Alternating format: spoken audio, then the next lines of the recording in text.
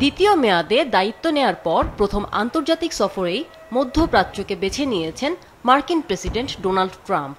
Saudi আরব, কাতার ও সংযুক্ত আরব আমিরাত সফরে পেয়েছেন বিপুল বিনিয়োগ ও বাণিজ্য চুক্তির প্রতিশ্রুতি।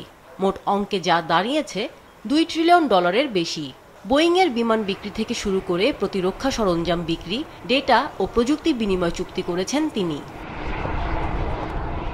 মধ্যপ্রাচ্য সফর শুরুর আগেই কাতার থেকে ট্রাম্পকে উপহার দেয়া হয় একটি বিলাসবহুল $400 মিলিয়ন বিমান। সফরের প্রথম গন্তব্য ছিল সৌদি আরব। রিয়াদে পৌঁছেই ট্রাম্প সাক্ষাৎ করেন ক্রাউন প্রিন্স মোহাম্মদ বিন সালমানের সঙ্গে।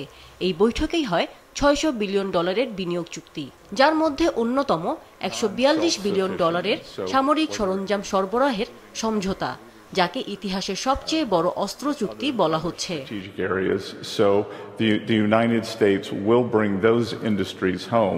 চুক্তির আওতায় 12টির বেশি মার্কিন অস্ত্র নির্মাতা প্রতিষ্ঠান থেকে অত্যাধুনিক প্রতিরক্ষা প্রযুক্তি ও প্রশিক্ষণ পাবে সৌদি সামরিক বাহিনী। সিরিয়ার ওপর যুক্তরাষ্ট্রের দেয়া সব নিষেধাজ্ঞা তুলে নেওয়ার ঘোষণাও আসে এই সফরেই।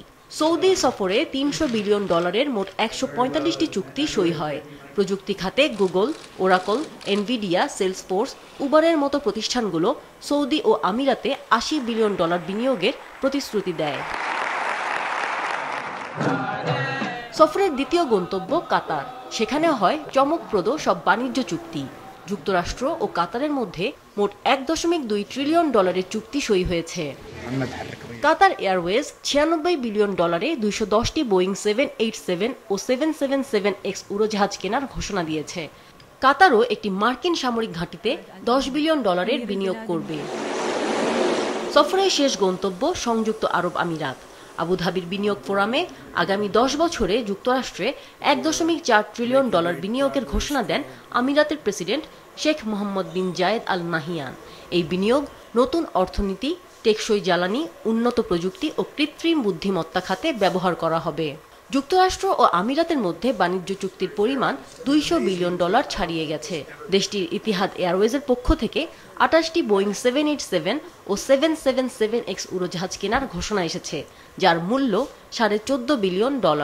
এছাড়া আবুধাবিতে বড় আকারের কৃত্রিম বুদ্ধিমত্তা ডেটা সেন্টার নির্মাণে যৌথভাবে কাজ করবে দুই দেশ।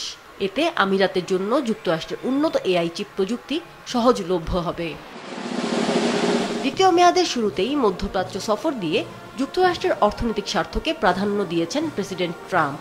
সফরের প্রতিটি ধাপে ছিল কৌশলগত চুক্তি, বিনিয়োগ আর প্রযুক্তি বিনিময়ের অঙ্গীকার।